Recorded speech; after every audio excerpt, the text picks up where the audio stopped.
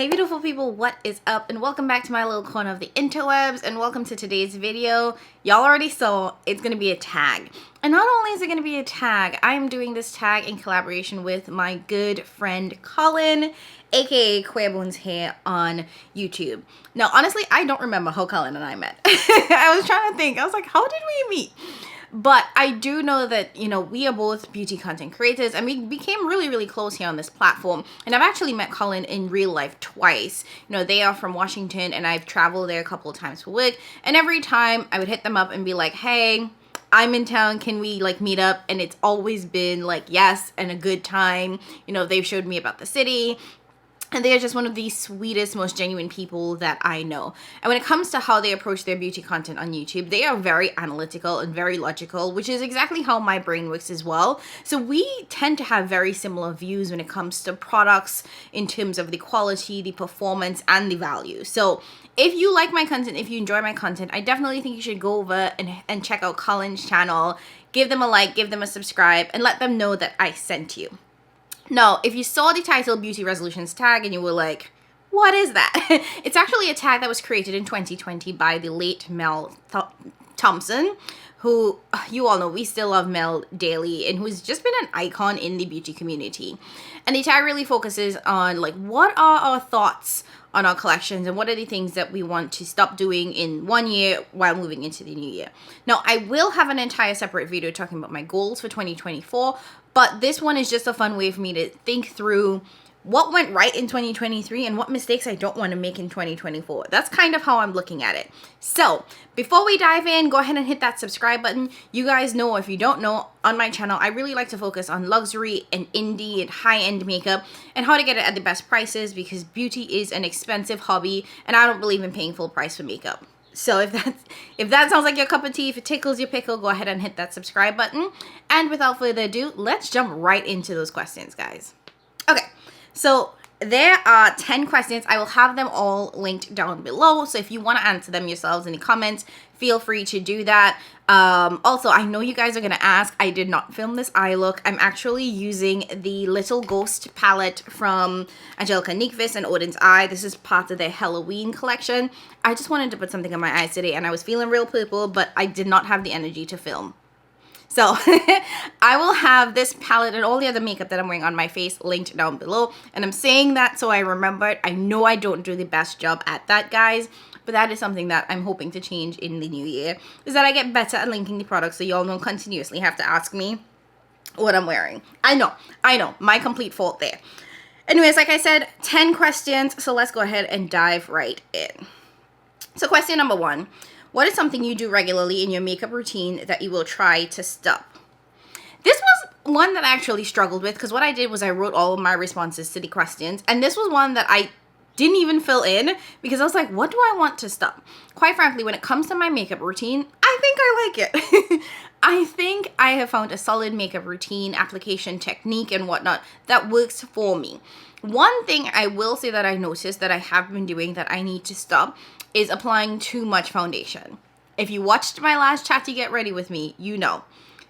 Your girl went ham and was looking crazy for a solid probably 10 minutes of that video, and then I spent a good extra like 5 to 10 minutes trying to share it out because I applied too much foundation.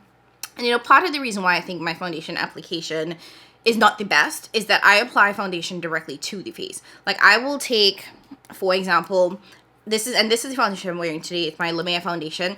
I will take this and just pump it directly onto my face. I'll do 2 long lines. And in reality, that ends up working out to be about 2 pumps. And then plus I might do 1 on top. So it's about 3 pumps of foundation, which is just too much. And you probably saw that with my application in that Chat to Get Ready with me, that it was just so much foundation. Essentially, what I should be doing is either pumping it out on the back of my hand, kind of like spreading it out and then applying it to the face and then buffing it in slowly, 1 pump at a time, versus having 1 pump here, 1 pump here, and either half a pump or a whole pump on my forehead. My forehead does not need a whole pump of foundation. And that's where I messed up last time, was that I put a whole pump of foundation on my forehead. And when I tell you I looked all sorts of crazy, I looked stupid crazy. So really what I want to do is to lessen the amount of foundation that I apply to my face. Partly because it gets heavy, it gets cakey, it's not cute, and I don't have a lot to cover. I spent a lot of time working on my skin, both in terms of improving the acne breakouts that I have, but also in terms of evening out my skin tone. I had a lot of both hyperpigmentation and hypopigmentation when it comes to my skin because of acne scarring, and I get cystic acne. I actually have a couple now that is part of like this last breakout that I've been getting, which I think is due to one, me traveling a lot, and then two, being on my menstruals. It just like, my face was like, girl, it's just time. It's just time for a breakout. So I'm working on that. So I do have some hypopigmentation on my face, but I have struggled with, and I'm not even gonna call it a struggle because it's really nothing to complain about. I have had hypopigmentation around my eyes, and you can probably see it through the makeup a little bit, but this sort of area of my face has always been extremely light compared to the rest of my face, which is weird because typically, you know, you'll have like dark under eyes, but I have really, really light, and I wish you guys could see it through this, but I have really, really light patches around this part of my eyes. I don't have, what's that disease called?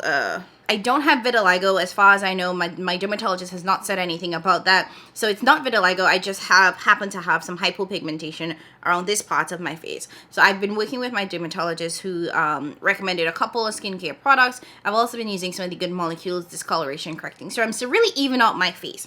So with that, it means that I need less foundation in order to get a nice even base. So I know this was a super long answer, but really going into the new year, I'm going to stop over applying foundation because it's unnecessary for my skin right now. So question number 2 is, what is a brand you will try for the first time? And I'm gonna be very transparent, you guys. I kind of cheated on a lot of these and included 2 responses, so just let me live. I tried.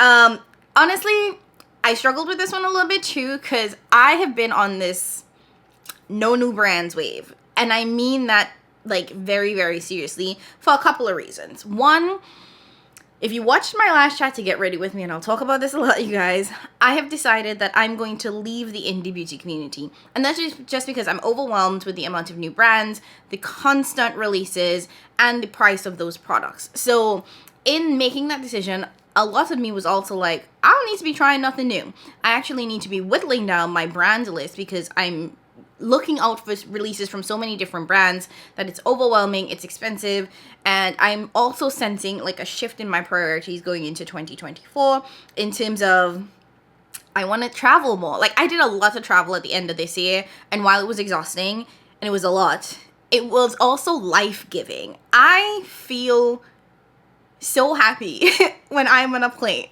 I feel so happy when I'm in a new city, when I'm in a new country, and I'm trying new things and making these amazing memories. Yes, I get joy and excitement from makeup, but it's not the same. It doesn't last as long, and new makeup has like a very fleeting level of excitement. So I've been on this like wave of, oh, I don't want to try any new brands, but there are a couple of brands that have been living in my head rent-free.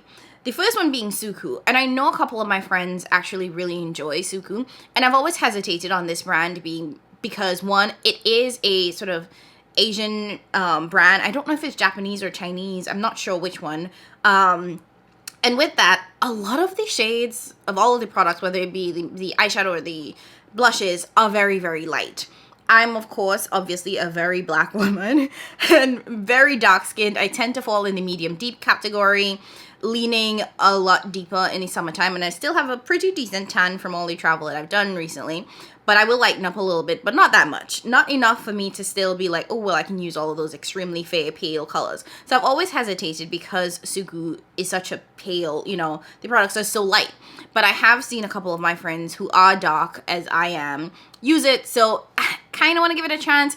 I'm just like hesitating on it because it's not as easily accessible as some other brands. Like it doesn't sell in like Nordstrom, Sephora, Ulta, because it is an international brand. So you have to kind of go through some hoops to get it. And with that, it's also like you can't just easily return it if it doesn't work out. So I have to be like committed to buying it. So it's one that that's lived in my head pretty rent-free, but I've never like made the actual leap to purchase it. The other brand that came to me immediately after that, when I kind of was like, well, you know, you want to try Suku, but the reality is you probably won't because of all of those things I talked about, was Guerlain. And I have the Guerlain foundation. Wait, do I? No, I don't. I don't. I have Givenchy. My bad. I thought I did. I have nothing from Guerlain. Not a damn thing. But I have been interested in trying their products. Now, it has given me a little bit of pause because Guerlain is the same price as Tom Ford. The only difference is that I could get Tom Ford at the CCO for about 50% off. Guerlain, not so much. Now, I do know that they have those little pearl product. Well, I don't know what it's called, but that pearl powder product has always interested me. I've seen it on sale on like Mercari and a couple other resellers for a cheaper price than what it costs in like real like retailers. But I've never taken the plunge. But I do know my girl, Sansaray, who goes by Enamored Beauty here on YouTube and on Instagram. She loves the Guerlain pearl things, which I wish I remembered what the name of that was. So I've always been intrigued. I've wanted to try that. Then Guerlain also has their quads, their eyeshadow quads, which I do believe are actually more expensive than Tom Ford. Those look really beautiful. They do have really stunning packaging, better than Tom Ford, especially their limited edition packaging tends to have really great sort of imagery and design to it. So I've been interested by that. They do seem like they have pretty good depth to them, so it does make me more interested in picking up those quads to try. And then they have their lipsticks, which tend to come in these beautiful components with the, and I do think that the cases for them are interchangeable, so you can buy like the cases. Maybe I'm mixing it up with Dior, but either way, their lipsticks are really, really stunning and great sort of like collector's piece and display pieces. So I have, you know, been looking at all of these individual little things from Guerlain, but I have never purchased from them. So they are on my list. The question will be, how cheap can I get them? Because again, they are as expensive as Tom Ford. I don't even believe in paying the $90 for the Tom Ford eyeshadow palettes, and I only purchased it because I can get it at 50% off, so I gotta figure out how big of a discount I could get before I actually really go forth and pick up anything from Guerlain. But it is a brand that I want to try, hopefully in 2024, but we'll see. Okay, question number 3 is, what is a brand that you will let go of in 2023? I got several. Like I said, I am on a declutter phase. I am on a cutting people, not people, well, yeah, some people too, cutting brands off phase. So I'm going to give y'all 3. And one of them is a little wishy-washy, so just let it go. But I'm going to start off with the first one, which is actually just me being petty. And that is Victoria Beckham. Now, Victoria wasn't even on this list, but she's going to catch a bullet because I was minding my business, and then I saw the email that Victoria Beckham is going to raise her prices. This is the second price increase in at least 2 years. And I don't understand why. And quite frankly, if I were to go back into my email, I'm pretty sure this is the exact same wording that they used with their last price increase. I just feel like they copy and pasted the same email and resent it. And in addition to them sending out this email, they were like, well, prices are gonna go up starting January, so you have like this week, because you know it's the week before, the week after Christmas, you have this 1 week to get everything at a 15% discount. Instead of giving us 15%, could you just leave the price off? And quite frankly, the last price increase that they had was about $4, so it wasn't like a dollar here. It was a pretty significant jump. So what is this new price increase going to be? And for the sake of like, I don't want to say for the sake of your customers, like, couldn't you have just kept it the same? Like, is it really that, is it real? Like, I am so bothered by this price increase, you guys. And part of me feels like the increase is intended to price out certain customers. Maybe that's just me. Maybe I'm reading too much into it. But I feel like as a luxury brand, and Victoria Beckham is a luxury brand, there's no ifs, ands, or buts about it, they want their customer base to be X. So they have decided to raise their price so that the customer base remains X. And I'm just not in it. Like, there's nothing that Victoria Beckham sells that I think is worth the price. Granted, I don't have a super large Victoria Beckham collection, so I'm saying this with a little bit of spice and a little bit of pettiness in there. I fully recognize that. But also because I believe it. Like, I have the Victoria Beckham bronzer, which is a nice bronzer. It's absolutely beautiful. It's lovely. Is it the best bronzer on the market? No. I would go for my Dior bronzer over this. Just saying. I have the Victoria Beckham little pot shadows. Again, I only tried one of it so far. Is it nice? Sure. But I think there are others that I could probably get at a cheaper price that are equivalent. I've heard great things about her eyeliners, her liner pencils, but I'm not paying $32, and it's currently priced at $32. I'm not paying $32 for a pencil. I have to be smoking crack to pay $32 for a pencil. No, ma'am. One pencil, at one, singular. So if the pencil is $32 now, what is it going to cost with this price increase? 35, 36. I don't care. I don't care. I'm not with it. Now, even like, I believe Lisa Eldred's lip pencil was $26. And that I have bought, and that I still feel like was a dumbass decision on my part. But I did purchase it. But I'm not spending $32 on a single eyeliner, lip light. No. So, Victoria Beckham is the first brand, and that, like I said, is just me being petty. So, letting that go. Second brand on the list to go, and like I said, y'all, I cheated a little bit. Dose of Colors. This is out of pure, like, I tried the last two palettes they released. I did not like them. The first one burned my lids, and I'm not sure why. I tried it like twice. It was a very uncomfortable experience for me, and it actually got decluttered. And then the second one, I just didn't like the formula. So whatever they reformulated to has just let me know that this brand is no longer for me. So that's getting cut from this. Because other than the Dose of Colors eyeshadow formula, and while I do have a couple of their lip products, there's nothing else that I really want from the brand. So if it's not the eyeshadow, it's nothing. So Dose of Colors has been on the chopping block. And finally, Viseart. And this one is the wishy-washy one because, quite frankly, I think Viseart has a lovely formula.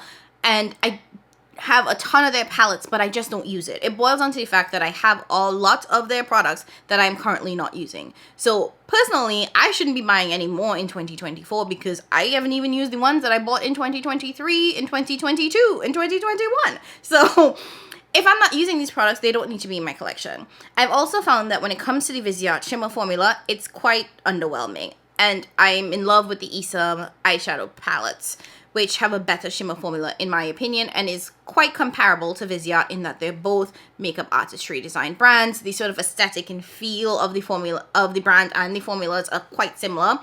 Viseart might have a slightly better matte formula, but the Isam matte formula is also quite good. So it's like, yeah, it might be better, but like in the grand scheme of things, both of them are good and workable. So it's really minuscule difference wise. And since I've been like loving and using my Isam palettes, those are the ones that I'm going to keep. As for Viseart, I'm not buying anymore, and quite frankly, they are on the chopping block to be decluttered. They did not make it in the declutter in this round because I'm like, give it another try. I know I'm in this mood to get rid of everything, but I don't want to just get rid of everything and then end up regretting it later. So I want to hold on to them for a little bit longer so I could actually make an informed decision and try it before I just like get rid of it. So that's where I'm at. So again, I gave y'all 3. Cheating a little bit, but let me live. So the next one is, what makeup technique would you like to learn or try once? I had 2 written down, but I'm gonna give y'all 1.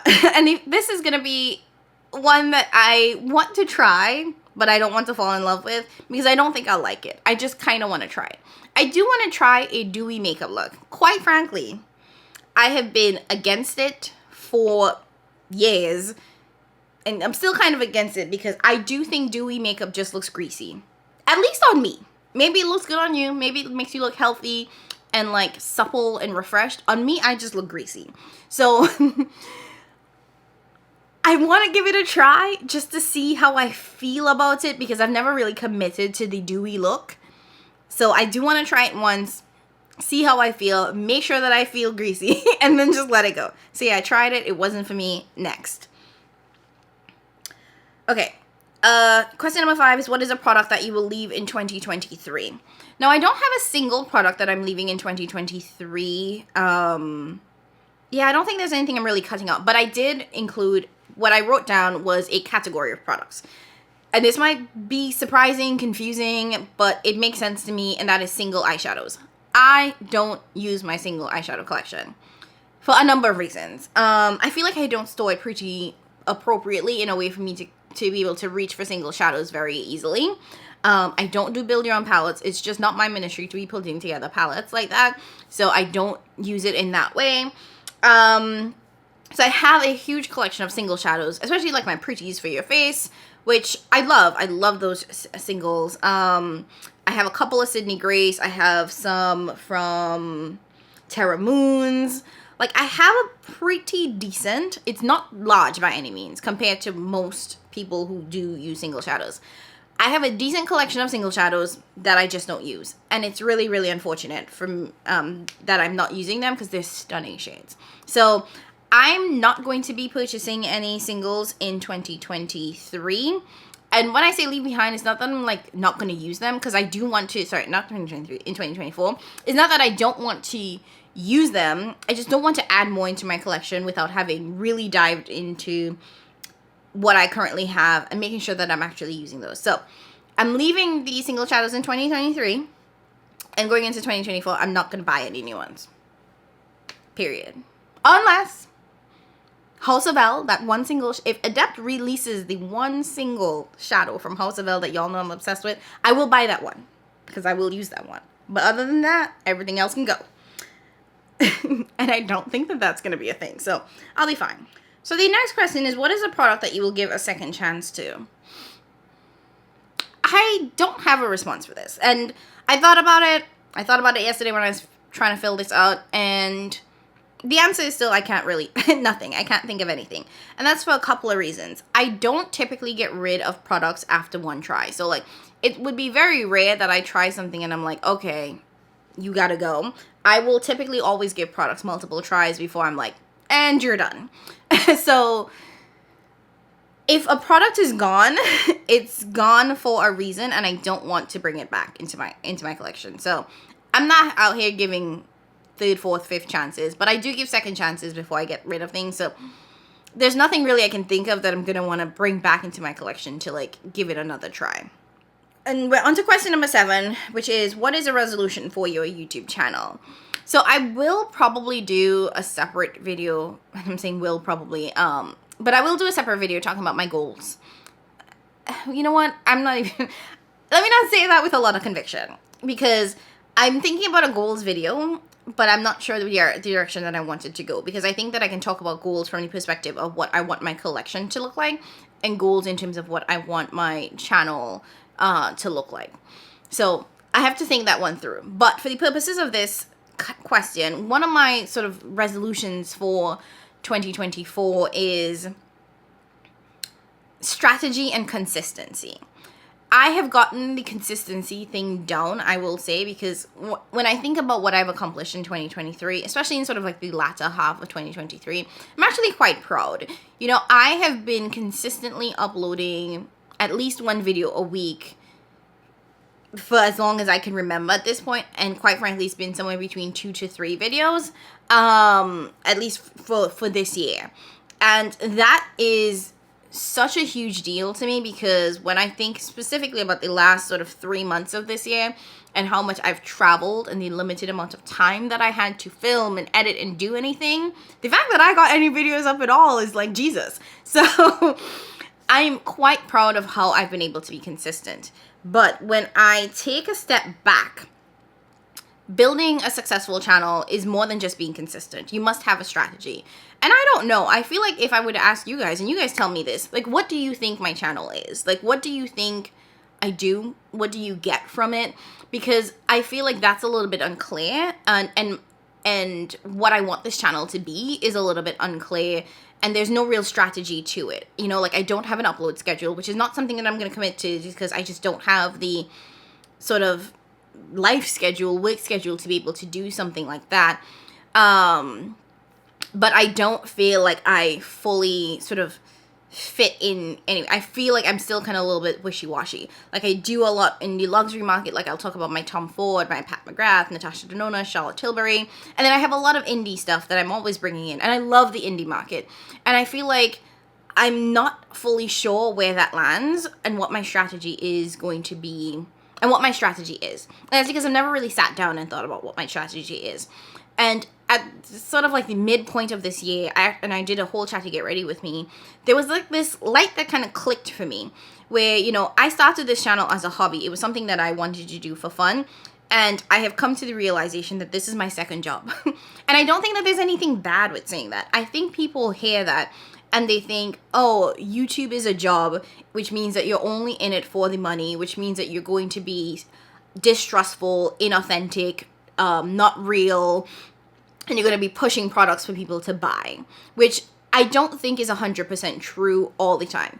There are some people who that's what it is for them. This is a job. They're here to make money. They're here to sell products and go. That's not my goal. My goal is not to sell you anything at all, period. But I did have to recognize that this is a job and I need to treat it as such in order for it to be successful. I can't just be kind of half in and half out when it comes to my YouTube. It's either I'm all in and I'm going to try to do something with this, or I'm just like all out, you know what I mean?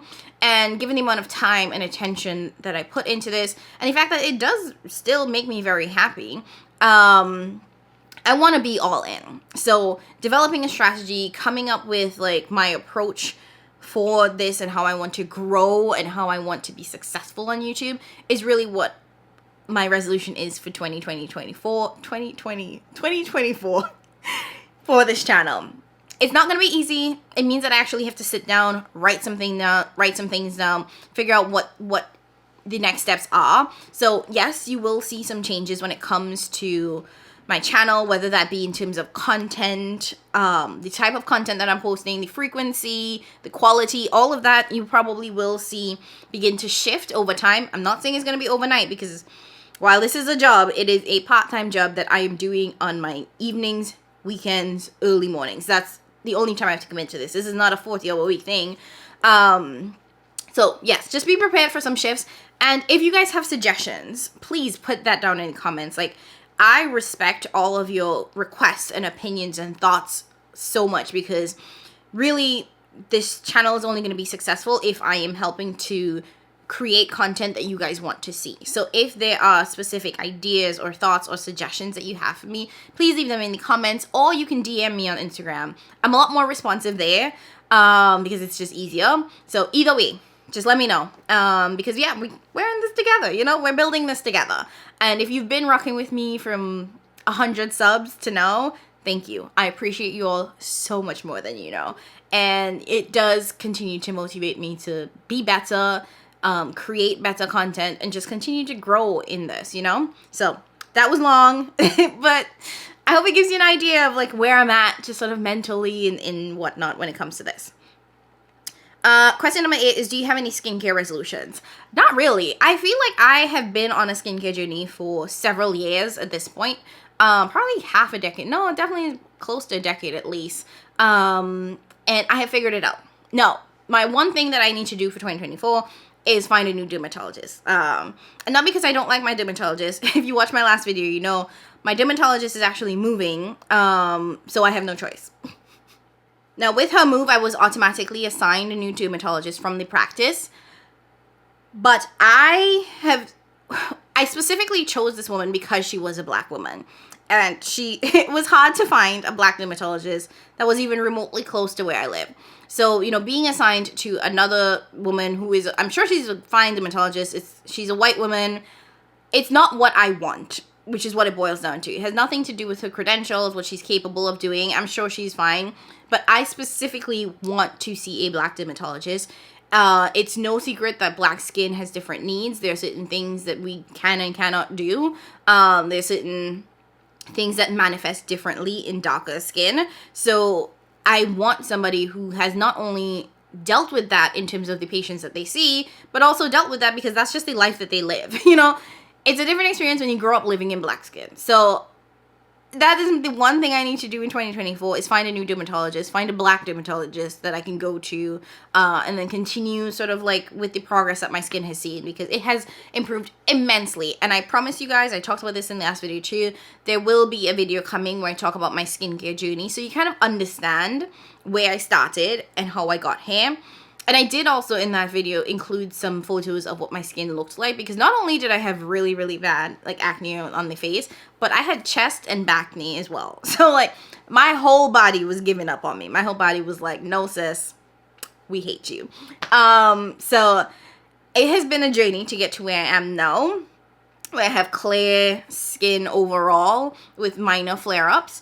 And I do want to talk about sort of how I started, where I'm at now, how I got to where I'm at now, and what are the products that are currently in my rotation that I have been loving, because I have been using some products for years now that are still a part of my routine, but I've also added some new things, and I do kind of switch up products pretty often. I have gotten some great skincare products in PR that I've been using, that I've been holding off on talking about, because y'all know skincare is not an overnight thing. It's not like a 1 week thing. It's really months before you can really decide if you like a product. So I do want to talk about all of the things that I've been using and which I've seen sort of like the best change in my skin or improvement in my skin so far. So that will be coming soon, and I will do that completely barefaced so you guys can actually see what my skin looks like. Okay, and then question number 9 is, what is a YouTube beauty challenge you will partake in? I don't know if this is technically a challenge, but I'm gonna say it anyway. And I want to do more shop my stash, or I want to start doing shop my stash, or as my girl Kara likes to call it, and I prefer her title, do we still love her? So if you don't know, Shop My Stash is basically a series where folks use the products that are already in their collection. And typically they're going back to a lot of those older products. I know Bad to the Brow also has done a couple of videos where she's pulled out these older palettes that, you know, we've all kind of forgotten about, but were like the big palette of its time.